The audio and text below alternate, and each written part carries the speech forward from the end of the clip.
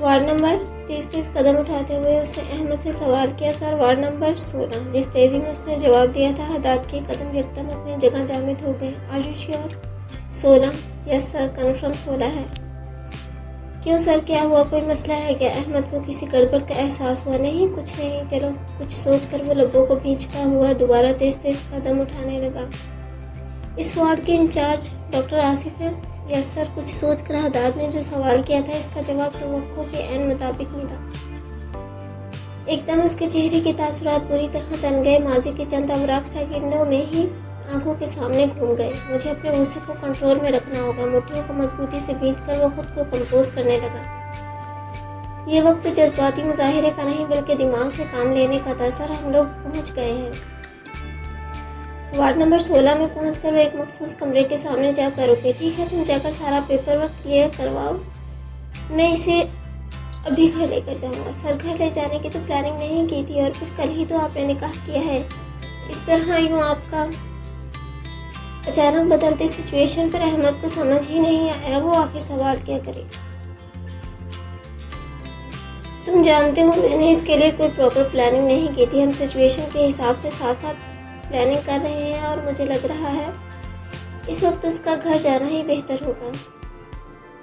इसके बाद क्या करना है फिर देख लेंगे। और तुम्हारी भाभी की फिक्र तुम बिल्कुल मत करो, उसे मैं संभाल लूंगा। बात सिर्फ भाभी की नहीं है सर, बात उस फाइल की भी है जो आपके पास है, और ये हमारे 4 साल की मेहनत है। ये मैं जानता हूँ, और तुम भी अच्छे तरीके से जानते हो। मैं हर सिचुएशन को हैंडल करना जानता हूँ, इसीलिए फिक्र करने की ज़रूरत नहीं है। जाओ और जो मैंने बोला है वो करो। इसे भीज कर वो खुद को कंपोज करता हुआ रूम के अंदर दाखिल हुआ।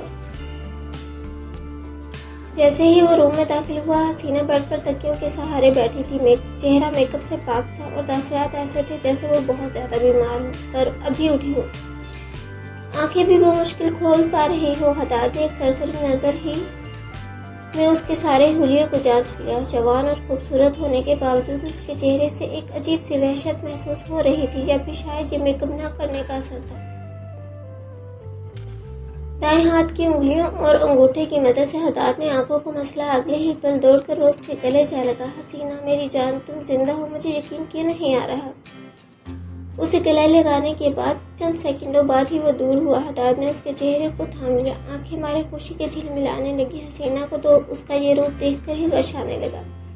क्या गुलजार सच कह रहा था? हदाद शाह वाकई उसकी मोहब्बत में गिरफ्तार हो गया है। जानती हो, मैंने तुम्हें कितना याद किया, कितना तड़पा हूँ तुम्हारे लिए। ये मेरी दुआओं का ही नतीजा है जो तुम मुझे मिल गई हो, वरना ऐसे मौजज़े हर किसी की जिंदगी में नहीं हुआ करते। उसने तशकर भरी बहती आंखों से आसमान की तरफ देखा। चलो, हम अभी घर जा रहे हैं। अब तुम मुझे मिल गई हो ना, मैं तुमसे एक पल की भी दूरी बर्दाश्त नहीं कर सकता। पर हदाद, मैं अभी कमजोर महसूस कर रही हूँ, वो हल्की आवाज में गोया हुई। कोई बात नहीं, हम घर चलेंगे, मैं वहीं सारे डॉक्टर्स का अरेंजमेंट करवा दूंगा। यहाँ पर तुम्हारी जान को खतरा हो सकता है। तुम नहीं जानती मेरे कितने दुश्मन बन चुके हैं। अब मैं पुलिस वाला हो गया हूँ तो चप्पे चप्पे पर मेरे दुश्मन मौजूद हैं। मैं नहीं चाहता मैं तुम्हें दोबारा खो दूँ, इसलिए तुम्हें अब घर ले जाना चाहता हूँ। तुम मेरे साथ चलो। तुम पुलिस वाले बन गए हो? हसीना ने भरपूर हैरानगी का मुजाहिरा किया। हाँ मेरी जान, और अभी ऐसा बहुत कुछ है जो तुम्हें बताना है, लेकिन अभी तुम्हारे मिलने की मुझे बेहद खुशी है। अभी मुझे सिर्फ तुम्हारे मिलने की खुशी सेलिब्रेट करनी है। इसके बाद तुम्हें रोज बरोज नई नई खुशखबरियां मिलती रहेंगी। ये जुमला बोलते हुए उसके लहजे में एक पुरस्कारियत सिमट आई। तुम्हें कांस्टेबल डॉक्टर्स के साथ घर ले आएगा। मैं घर जाकर तुम्हारे लिए अपना कमरा सजा लेता हूँ जैसा तुम्हें पसंद है। इसके गाल थपथपा कर वो तेजी से बाहर निकल आया।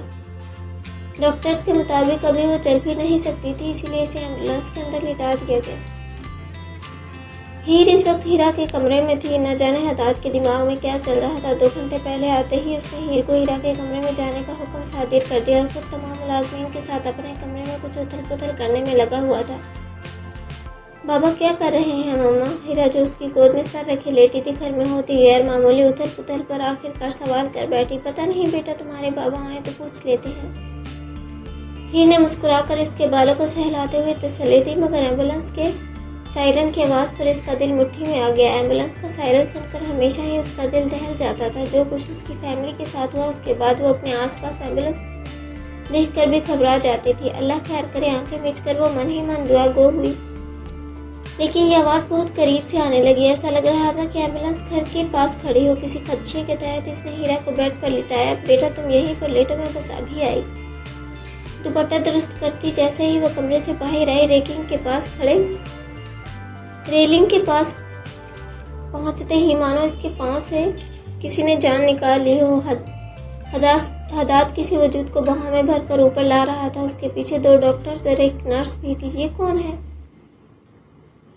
वो दौड़कर उस वजूद के पास जाने लगी, लेकिन चंद कदम आगे बढ़ाते ही उसका चेहरा हीर की नजरों के सामने आ गया। उसके बाद मानो हीर के पूरे वजूद पर सख्ता तारी हो गया। हसीना, हदाद की बीवी, ये जिंदा है? अगर ये जिंदा थी तो मुझसे शादी का ड्रामा क्यों किया मेरे साथ कल रात? शादी की दूसरी सुबह ही उसे जो तोहफा मिला, या फिर ये कहो कि इसकी खुददारी पर जो थप्पड़ लगा था वो शायद हीर की बर्दाश्त से बाहर हो गया था। मारे शर्मिंदगी और जिल्लत की आंखों में नमी झिलमिलाने लगी। पूरा वजूद बेजान होने लगा तो कदमों पर खड़ा रहने के लिए इसने पास खड़े सतून का सहारा लिया। ये जिंदगी ने कैसा मोड़ लिया है। मैंने अपनी जिंदगी में इतने बुरे वक्त की तवक्को कभी नहीं की थी। मेरे साथ पहले जो कुछ भी हुआ उसके बाद मुझे नहीं लगा था कुदरत मेरे साथ दोबारा ऐसी कोई नाइंसाफी करेगी। अल्लाह पाक, ये सब कुछ क्यों हो रहा है? मेरे हिस्से में इतनी तकलीफ, वो भी एक ऐसे इंसान के हाथों जिससे मैं बहुत मोहब्बत करती हूँ। हीर बीबी। इससे पहले कि उसकी आंखें छलक पड़ती, अपने करीब से उभरती मुलाजमा की आवाज़ पर वो हड़बड़ाई। नामहसूस अंदाज में आई नमी को साफ करते हुए उसकी तरफ मुतवज्जा हुई। जी बोले। हदाद साहब बोल रहे हैं, आप अपने कमरे में जाए, इन्हें कोई ज़रूरी काम है। ज़रूरी काम जानती हूँ, बहाने बनाएगा, सफाइयाँ देनी होगी। चेहरे पे तकलीफ का आसार उभरे, मगर ये सब वो सिर्फ सोच कर रह गई। ठीक है, मैं जाती हूँ। हीरा बेटा, वो वापस बेड पर लेटी हीरा के पास आई। आपके बाबा मुझे बुला रहे हैं, मैं घर में कुछ काम चल रहा है तो आप बाहर नहीं आना। कुछ सोचकर उसने हीरा को बाहर आने से रोका। वो बच्ची थी, इन सब का न जाने उसके दिमाग पर क्या असर पड़े। लेकिन मैं यहाँ पर अकेली हूँ। आप अकेली नहीं है बेटा, मैं अभी आपके पास आ रही हूँ। तब तक आप सो जाएं या फिर अपनी ड्राइंग बना लें। ये अच्छा आइडिया है। ड्राइंग का सुनकर वो खुश हो गई। ये किसका घर है हदाद? नया घर और नया रूम देखकर वो हैरान रह गई। इस हादसे के बाद अब मैं हवेली में नहीं रहता। मैंने अपनी नौकरी के बाद नया घर खरीद लिया है।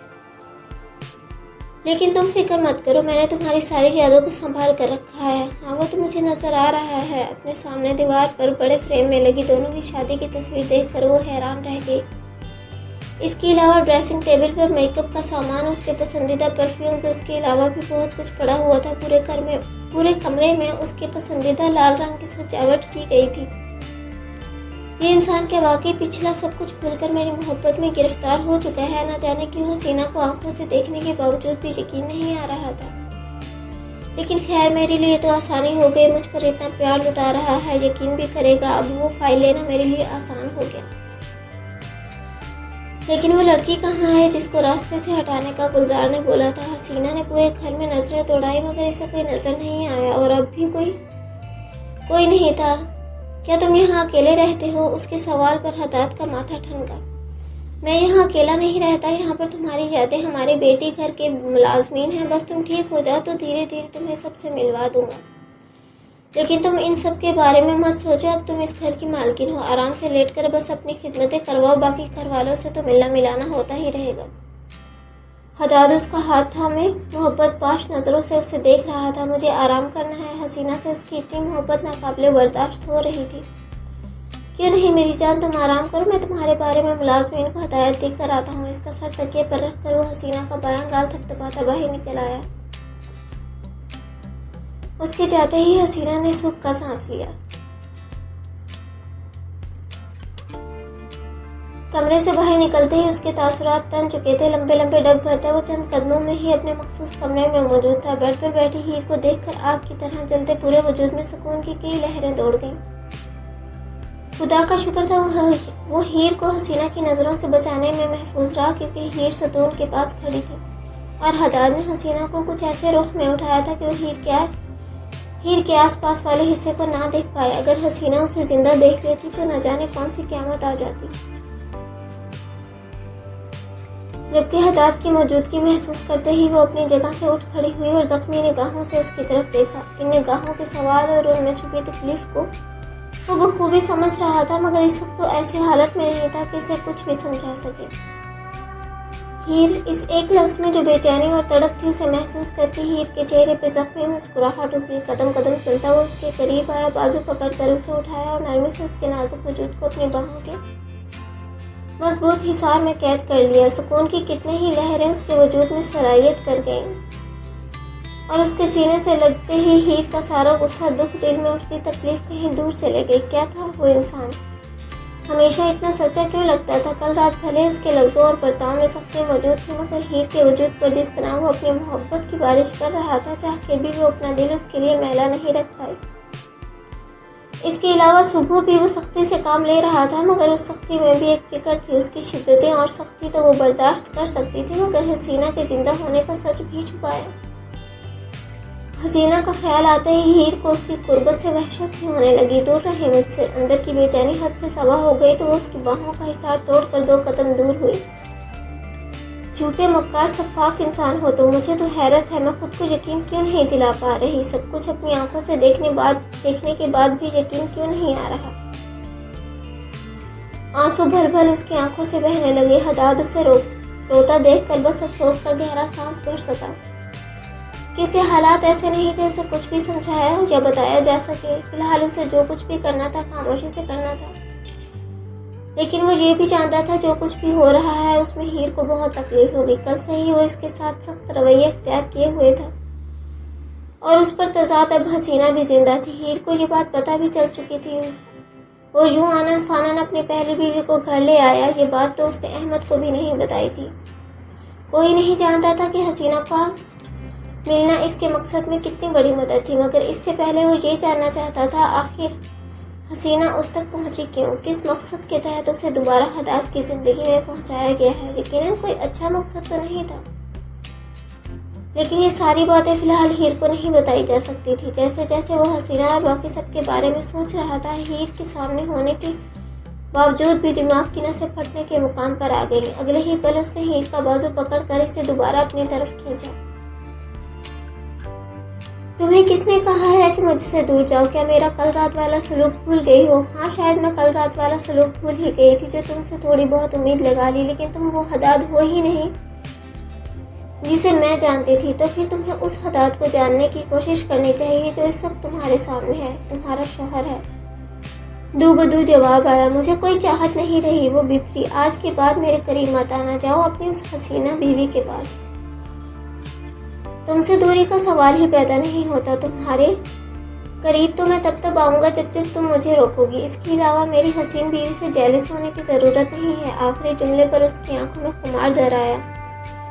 नजर भर के हीर के नाजुक सरापे को देखा तो शब के तमाम मनाजर जो उसकी बाहों में गुजारे नजरों के सामने घूम गए। हीर की नाजुक कमर में हाथ डालकर वो उसे अपने बेहद करीब कर गया। एक नशा सा है मेरी बीवी की कुर्बत में, होशो हवास से बेगाना कर देने का हुनर रखती है। उसके बालों में सर छुपाए हदाद ने गहरी सांस भरी। तो फिर उसके पास जाए, मेरे पास क्यों है? उसी के पास तो हूँ मेरी जान। हीर की नाजुक गर्दन पर अपने दहकते लब रखते हदाद ने सरगोशी की, जबकि उसकी कुर्बत पर हीर का वजूद बेजान होने लगा। खबरदार, मेरे साथ ये ड्रामेबाजियां बिल्कुल भी नहीं करना। इतनी तलब हो रही है उसकी तो उसके पास जाए, मेरे पास क्या कर रहे हैं? हीर, मैं कुछ वक्त के लिए तुम्हारे पास सुकून लेने के लिए आया हूँ। अगर जुबान दराजी की तो कल रात के सारे मनाजर अभी दोबारा दोहरा दूंगा। सख्त लहजे में वार्न करके वो दोबारा उसकी गर्दन पर झुक गया। सुकून भी वहीं जाकर हीर की फराटे भरती जुबान को एकदम ब्रेक लगी, जब सेकंडों की तेजी से वो उसके नाजुक होठों को अपने लबों में कैद कर गया। मजबूत बाजुओं का हिसार उसकी कमर के गिर्द इस कदर सख्त हो गया कि हीर को अपनी पसलियां भी हदाद के मजबूत सीने में पेवस्त होती महसूस हुई। चंद पलों के बाद वो उसे अपने साथ लिए बेड पर आ गया। इस वक्त इरादा तो ऐसा नहीं था, मगर उसके मदहोश कुन सुरापे ने चंद पलों में ही हदाद को बहका कर रख दिया। सालों की जुदाई के बाद उसकी मोहब्बत पूरे हक के साथ दस्तरस में आई थी। ऊपर से इस वक्त वो जेलस होती हदाद के दिल को बहुत भली महसूस हो रही थी और उस पर तजाद वो हीर के वजूद की हिद्दत को छेड़ बैठा था। ये सारी सूरत हाल उसे बहकाने के लिए काफ़ी थी। खुद को इसके वजूद की हिद्दत से सैराब करके अब वो पुरसुकून था। अपने सीने पर सर रख कर लेडी हीर का सर तकिए पर रखा और खुद कहने के बल उसकी तरफ झुकाया। मेरे सामने इतनी बेफालतू जुबान क्यों चलाने लगी हो? बोलो, मैं कुछ पूछ रहा हूँ। कोई जवाब ना पाकर वो दोबारा सवाल गो हुआ और साथ ही हीर के निचले होंठ को अंगूठे की मदद से सहलाया। नजरें झुकाए खामोश और मुंह फुलाकर नाराजगी का इजहार करती वो उसे दोबारा बहका रही थी। हीर का ये रूप उसके लिए नया मगर दिलचस्प था। बिना कोई जवाब दिए उसने हदात के हाथ को खुद से परे धकेला, जबकि उसकी हरकत पर हदात की मुस्कुराहट और गहरी हो गई। मुझ पर अपने यकीन को भी कुछ वक्त के लिए बचा कर रखो, जैसे मेरी मोहब्बत को आज तक अपने दिल में संभाल कर रखा है। बहुत जल्द तुम्हें मेरी कुर्बत पर सरशारी और अपनी किस्मत पर फख्र होगा। झुककर उसके लबों में अपने प्यार की मोहर लगाता वो उठ खड़ा हुआ। उठो, शावर ले लो तुम, और हीरा कभी भी हसीना के सामने मत आना। ये मेरी वार्निंग समझ लेना, वरना अंजाम तुम्हारी सोच से भी परे होगा।